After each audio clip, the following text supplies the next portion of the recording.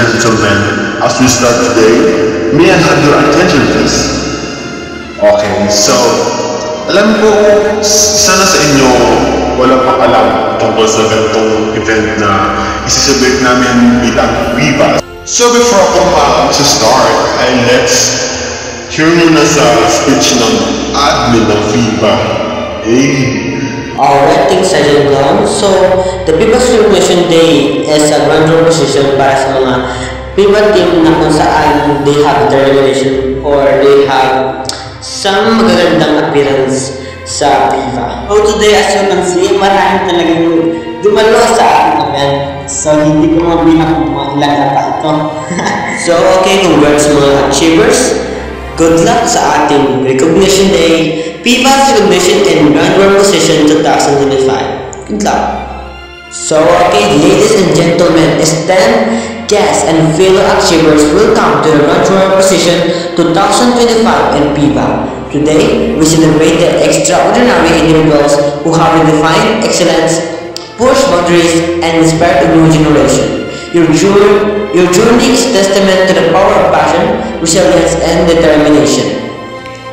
To our awardees, your achievements are a shining example of what can be accomplished with hard work, dedication, and relentless pursuit to greatness. Your success inspired us, motivate us, and challenge us to strive for more. As we honor your grand work, we acknowledge the leap today, the sacrifices, and the unwavering commitment that have brought you to this moment. Your success is a beacon of hope, reminding us that excellence is within reach. Today, we celebrate not just your achievements, but the impact your work will have a future generation. Your grand position in Viva is a testament to your hard work, dedication, and perseverance. Congratulations to our Grand Position 2025 awardees. May your success continue to inspire and motivate us all to reach new heights. Thank you sa Dera as an admin of Viva. Good morning everyone! Welcome to the first celebration to the most esteemed recognition day, the graduate position of Viva. Today, we gather to honor the client, the academic, the trailblazer, and the game changer who have redefined excellence in their respective fields.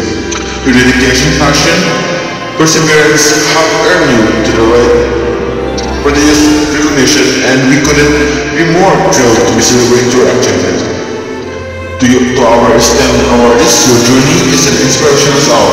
Your hard work, resilience, and commitment to greatness have paid off, and we are honored to recognize your contributions.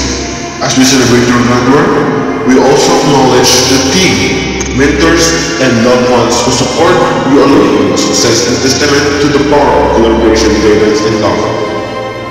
Tonight, we shine the spotlight on your accomplishments, and we hope your stories will inspire others to strive and greatness. Congratulations to our Grand Position awardees. May your achievements continue to inspire and motivate us all.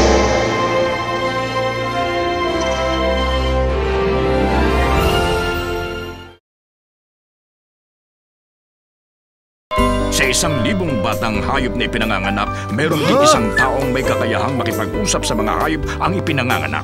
Ako si Marcelino. Isang batang naiiba ang katangian. Naintindihan mo ba ako? Oo naman. Hindi ako makapaniwala. Naghahanap ng kasagutan. Hinahanap ko po ang lugar na aking pinagmulan. Ang kanyang mga mata. Isang babae ang nag-iwan ng isang sanggol sa pinto ng misteryo. Ikaw yun. Ang makakatagpo ng espesyal na kaibigan. Huwag po kayong mag-alala. Ako po mag-aalaga sa inyo. Salamat sa iyo, Marcelino. Simula ngayon ay ikaw na si Marcelino Panifino. Ngayong October 30 na sa ating Umaganda. Alright. Let's get this show on the road. The best of the best are all right here. You go, girl! Everything looks dope, yo! So grab a drink, load up on snacks, and spend your summer with new episodes of your favorite shows. And totally sweet movie specials. Let's go! It's gonna be the best summer ever. starts May 26th, 9 a.m. on Cartoon Network. やっと手に入れたでのこの体。人間は皆殺しじゃ。言ったはずだぜ。てめえは許さねえってよ。おい、捕まえろ、やられるぞ。喜べ。初めに死ぬのは貴様じゃ。本気出すぜ。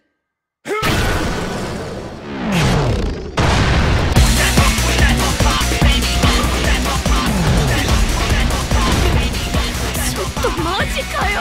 どうやって戻るんだよこれ。早くここから脱出しないとやばいですよ。それじゃあ祭りを始めようか。そいつの目を見るんじゃねえ。この恨みは決して晴れ。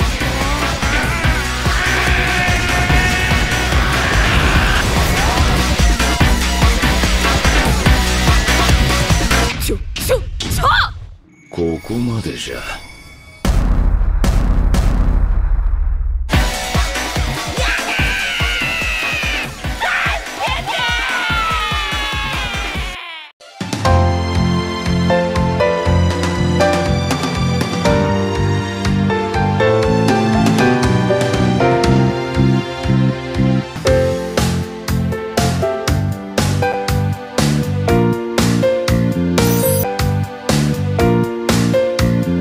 So before we start, let's hear muna yung mga talento ng mga ating Pivas team. Especially ako. Siyempre magkakanta tayo. Di naman pwede na ako lang, sila lang yung kakanta. Pwede naman ako. As a host, kakanta rin ako. So good luck. Pakinggan nyo ha. At yung kakantahin nga natin na Itibok by Earl.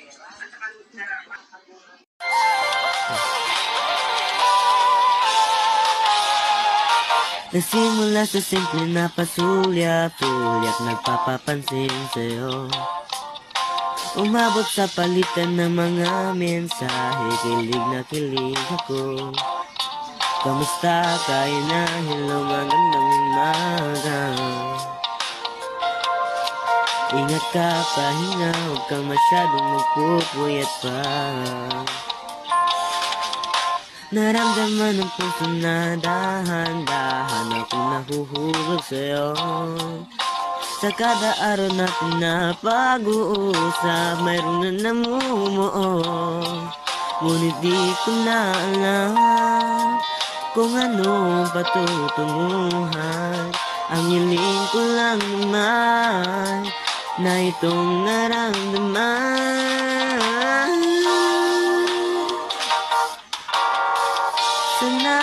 Sana naman ay mapagbigyan na at nang mapakinggan ang tibok ng puso ko sa iyo lang. Naramdaman ang tunay na kaligayahan. Sana naman mapagbigyan ang tibok ng puso. Okay, so yan lang muna yung intermission ni Sakin Espera sa pagkanta ng Tibok by Earl Agustin. I know some of you ay gustong-gusto na makilala at gusto na makita kung sino ba talaga ang nasa top. So, ito na. So, magsisimula muna tayo sa PIVA ASF, meaning Alerting Sending Fandom. I know it's cringe, pero ganyan talaga. So, ito po sila yung tatlong nagningning sa kalangitan ng PIVA sa mundo ng PIVA. Top 1 is si K2. Si K2 ay mas kilalang magaling na parody fandom sa kasaysayan ng VA. And he also a funny siya ng nakakatawa siya kasi nagpapatawa siya. Ganyan. And dumako naman tayo sa top 1 pa rin. Si Benji Koser o mas kilalang Benji. And he is a VA actor and also a cosplayer. And also I've noticed that Benji is also a responsible member of PIVA. He always follow the rules and regulation at the GC. Let's move on to the top 1 na naman, si Rachel. Si Rachel ay isang mailhin na bata o maliit na bata, katulinana. And she is a good VA actor. And sunod tapos tayo sa ASF. So dumako naman tayo sa another award. PIVAs are a responsible member of the PIVA. At ngayon, 6 na ang nagniningning sa kalangitan ng PIVA World Universe. At saka, dumako muna tayo sa top 3. Top 3 muna yung unahin kasi surprise yung top 1. Top 3 ay si Jessa. Si Jessa ay isang magaling ding VA actor. As if, nakasama ko nga siya sa aming Prad na Miraculous that time eh. So ang galing niya sa role niya na bilang Ladybug or si Marionette. And I am proud of it. At dumako na naman tayo sa another top 3. Si K2 na naman. Si K2. Hakot Award. And he also a responsible member sa PIVA. So ngayon ay top 2 na. Sino kaya dito? Ito ay si Tomu. Si Tomu. Ang 6 na ito ay lahat sila ay responsible sa mga ipinapagawa na task. At dumako naman tayo sa top 2 at siya ay si Sashi. Si Sashi ay isang certified fan dabber na. I don't know kung anong kasing prod yun, pero siya ay official certified na fan dabber. At dumako na naman tayo sa top 1 at siya ay si Rachel. And she is always updated sa mga sa GC. Updated siya. The last but not the least, at siya ay si Benji. By the way, as you can see, 2 top 3, 2 top 2, at 2 top 1. Every top ay same ng average, kaya dinadalawa-dalawa ko na. Si Benji ay isang responsible na member sa GC. Updated siya, at siya yung mismo yung nagsumasaway sa mga nagsasalita ng mga kasing malas pang mga salita. Word. Natapos tayo sa PIVA's art, dumako naman tayo sa PIVA's CRCB. Ano ito? Ito ay capturing real characters' voice o kuhang-kuhay ang boses ng characters. So here we go. At dito naman tayo sa top 3 at si Jessa na naman yung top 3. At nabilisan na natin kasi some of my mination kanina is alam niyo na kung ano yung mga NSGC.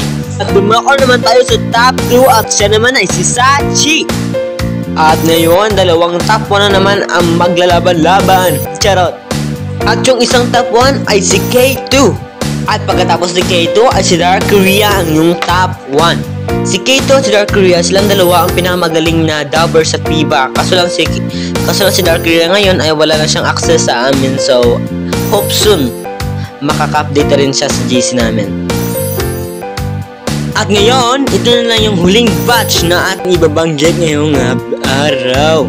So, 8 sila siguro. At wala ng top 1, top 2, at top 3. Lahat sila ay nakakatanggap ng special reward. I mean, silang 8 ay tinatanghal bilang ang magagaling na VA actor sa PIVA. Special reward. Ato ay ang PIVA VA o PIVA Voice Actor. Dahil live nyo makikita kung sino-sino yung ang 8 ito. First, si Tomu, si Benji, si Rachel, si Mino or Athena, si K2, si Jessa, Sashi, at Dark Korea.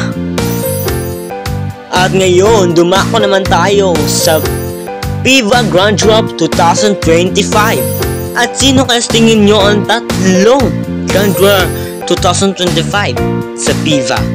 Yung top 3 ay Lux, ang top 2 ay Regent, and ang top 1 ay ang Major. At yan yung posisyon ng Grand Drop 2025 ng PIVA members. Silang 3 ay may mga misyon sa PIVA. Hindi ko lang sasabi dito kasi privacy is my luxury.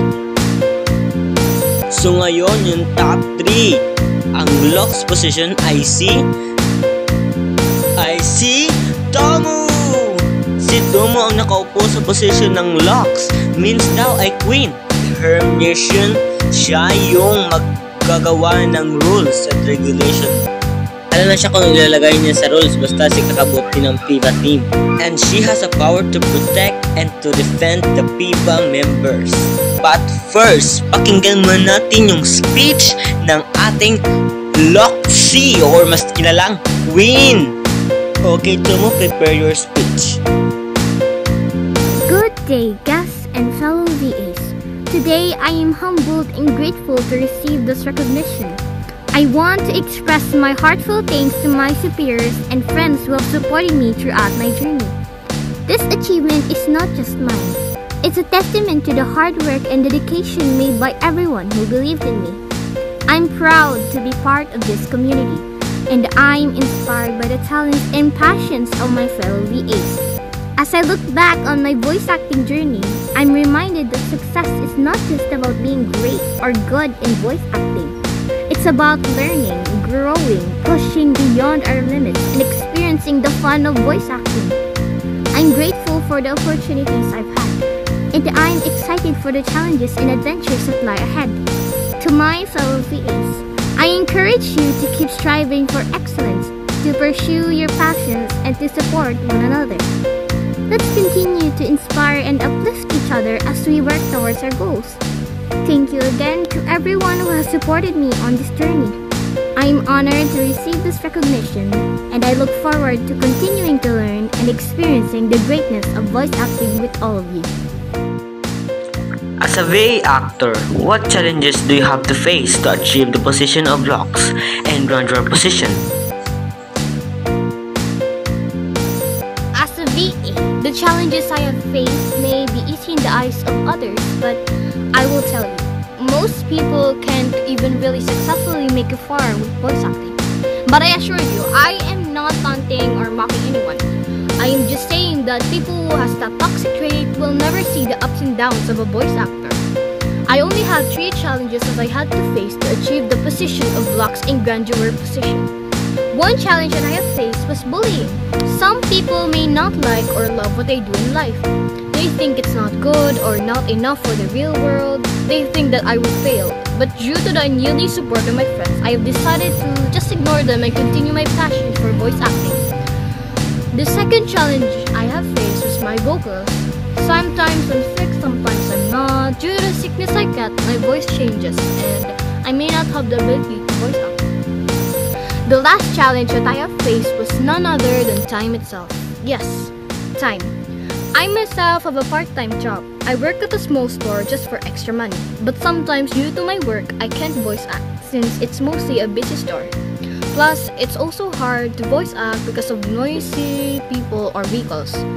When it's my day off, there may be an unexpected call that I need to do an additional day, making me more busy than it is. Thank you. Okay, Tomo, salamat sa iyong magandang sagot.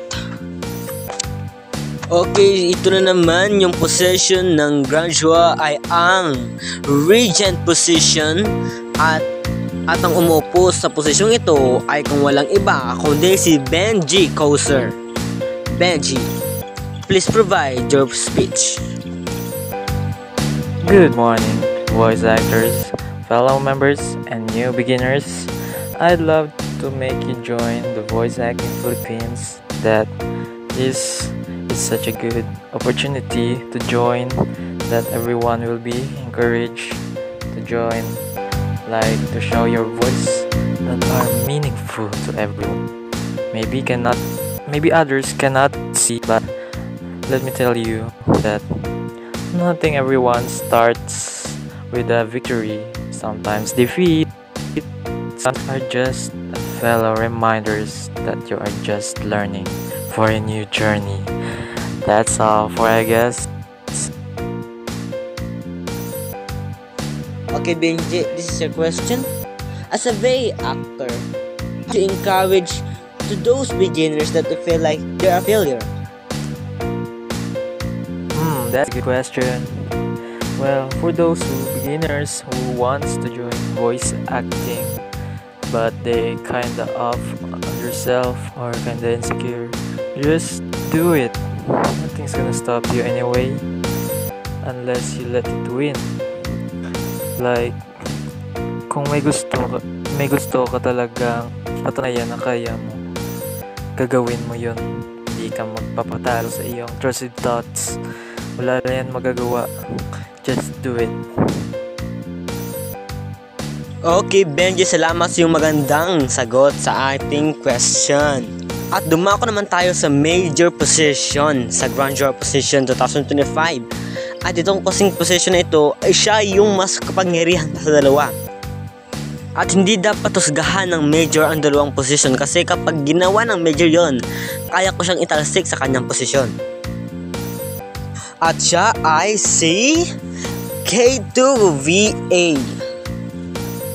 At pakinggan na natin yung speech ng ating major na si K2VA. All remaining systems will bow to the fast order and will remember this as the last day of the Republic. Grabe yung energy ni K2 ah. Okay, K2, this is your question. As a VA actor of Viva and the major position of Grandeur, how would you inspire others para magiging magaling din sila katulad mo? Just practice voice acting. Pero wag lang maging kupal. Alright. Salamat K2. At dahil napakinggan na natin yung kanilang speech at ang Q&A, at dito na nagtatapos yung ating recognition live. See you naman next time mga Fibas. Bye-bye. Basta sila na yung tatlong grandeur position ng Viva 2025. At sila naman kayo next time.